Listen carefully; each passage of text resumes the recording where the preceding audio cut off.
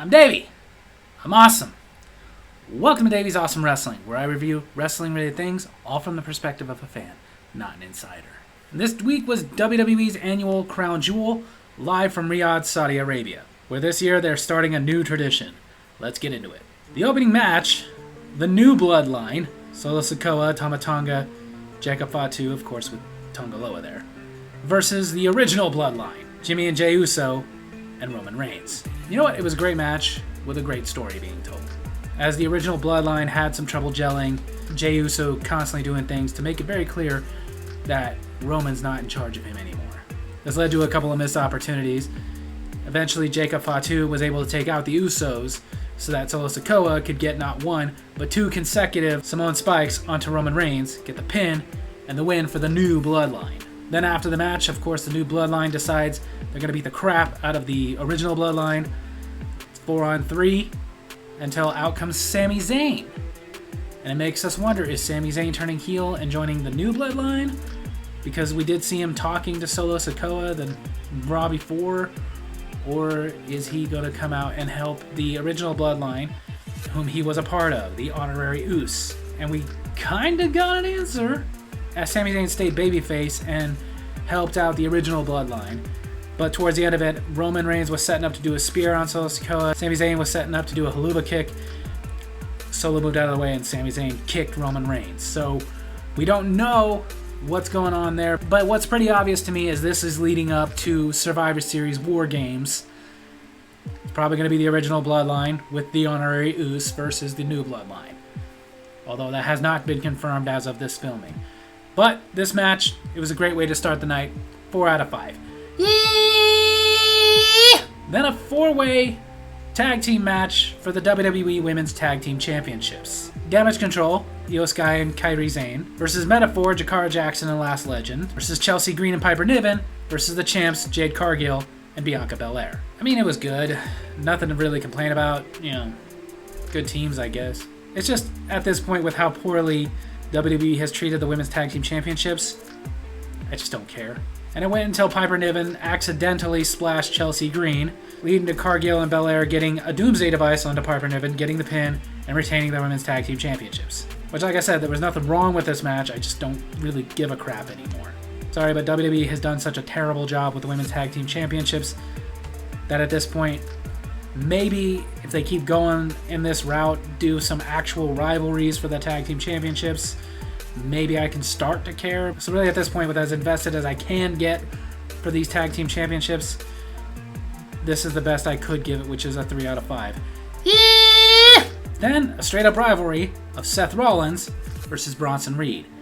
So you know Seth Rollins had been out of action for a while because Bronson Reed did splash after splash after splash on him, and he's a big guy. That would really, really hurt. It was a good match. Reed, of course, took most of the match. You know, he's a lot bigger than Seth Rollins. Not to mention, I liked it took stomp after stomp after stomp with Seth Rollins never getting anywhere, until finally he had to go to the top rope to do a super stomp onto Bronson Reed, which finally helped him get the pin and the win, which is obviously the way to go. Seth Rollins is the top guy, Bronson Reed's the guy they're building up. But obviously it wasn't over, considering after the match, Seth Rollins was talking a lot of crap. And as we know from Raw, it's definitely not over. Like I said, good solid match. I wouldn't say quite good enough to get a 4, but a very strong, solid 3 out of 5.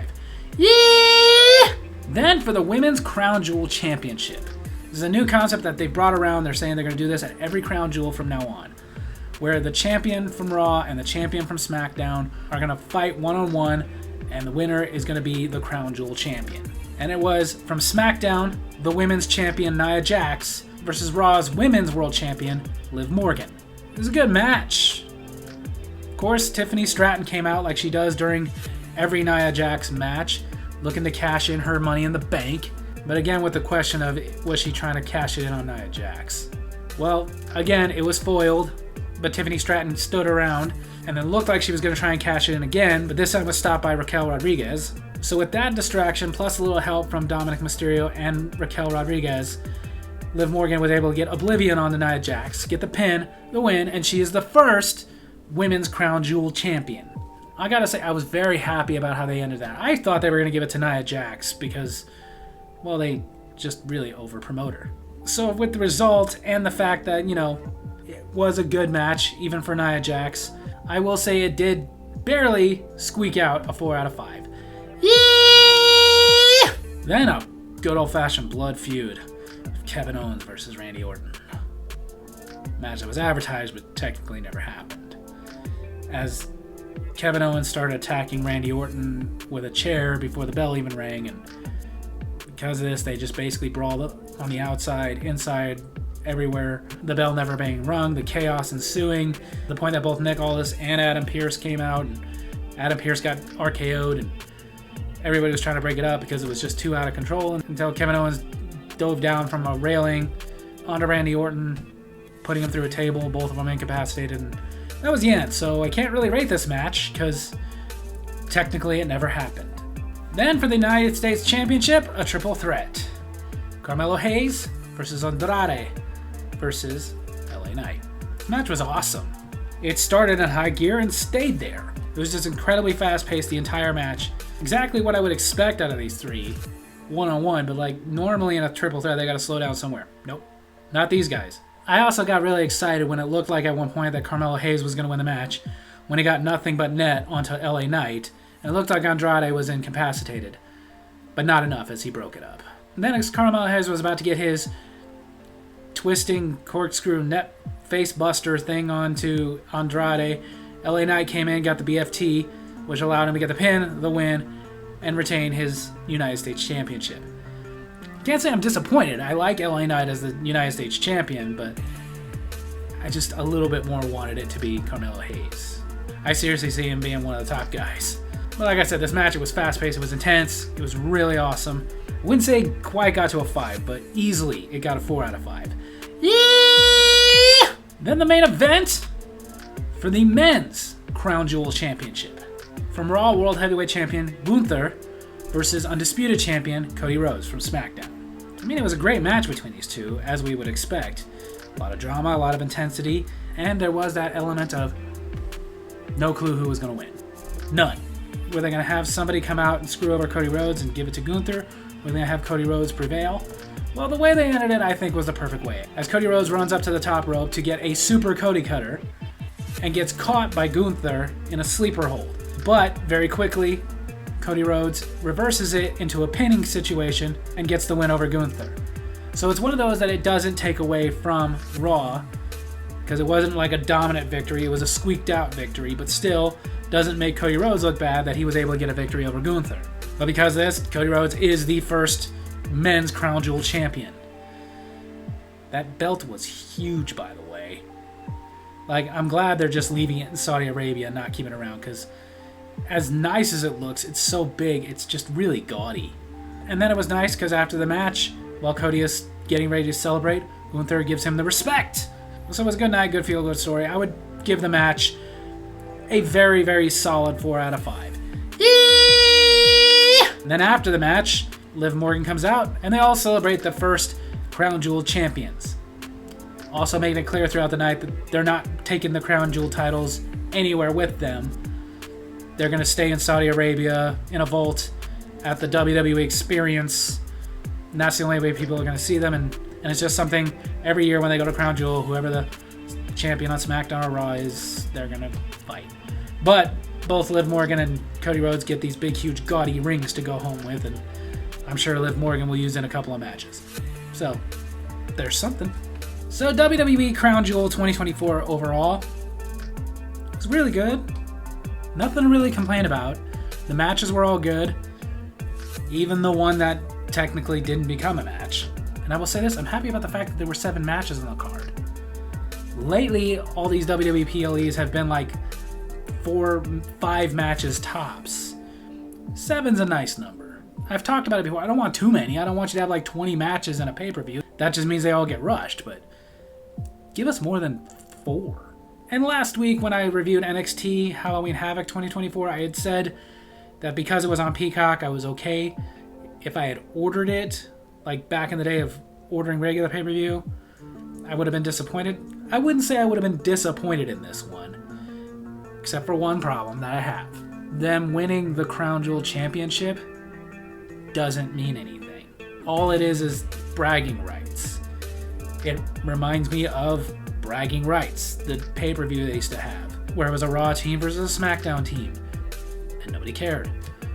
Or when they were doing Survivor Series that way for quite a while, where it was Raw wrestlers versus SmackDown wrestlers, and we didn't care. And now they're doing this for Crown Jewel. And whereas, there's a belt on the line, that's great, but kind of reminds me of the Greatest Royal Rumble, where they won the big Royal Rumble and somebody got a belt at the end of it, Braun Strowman, but nobody cared because it doesn't mean anything. This Crown Jewel Championship's not something they're going to be defending. The only way that Cody or Liv are going to be defending it next year is if they just happen to be the champions next year. And whereas I get people have been saying like, well, what do you think the championship is anyways? It's bragging rights of you're the best. Okay, but you go around and you defend that because somebody else wants to come along and be the best. This is, to me, like winning a trophy. Who cares? It's the same issues I have with things like the Andre the Giant Memorial Battle Royal. It's nice, but who cares? It's not like winning that trophy is going to get you anything. I kind of felt like it was a wasted opportunity. Like maybe do a King of the Ring type of thing where there's a tournament or a battle royal of some sort to win the Crown Jewel Championship and you get a title match. That would make it mean something. It was a good show, good matches, I was entertained, but ultimately, it didn't mean anything. It gave it the sense of this is just something to do in between the last thing they did, Bad Blood, and the next thing they're doing, Survivor Series War Games. It was just something to fill space. Filler. But again, I can't complain. From the opening match to the main event, they're all really good. There were no 5s, nothing I would have awarded that to. But of the matches I could give a rating to, there were 3 4s, 3 3s. So again, it was an overall entertaining show. But again, my big overall complaint is it doesn't matter. It's not like you have to see this or you're going to be like, well, what's happening now? To me, that's why you should want to order a pay-per-view, because you want to know what happened. You want to know what's happening now because this is important to the overall story. This, not really. Some of it, but overall, not really. But, like I said, I can't take away from how entertaining it was. So, whereas there was no chance this was going to get a 5 just from its inception, I would say I'd give it a 4 out of 5. Yeah! So there you have it. That's my wrestling review this week. I hope you guys enjoyed it. And if you did, make sure to hit like, hit subscribe, hit the little bell so you get notifications when I post new videos, and leave a comment I can respond to in my next comment corner. Tell me what you thought of WWE Crown Jewel 2024. Tell me if you disagree with me and it meant a lot. Love you guys.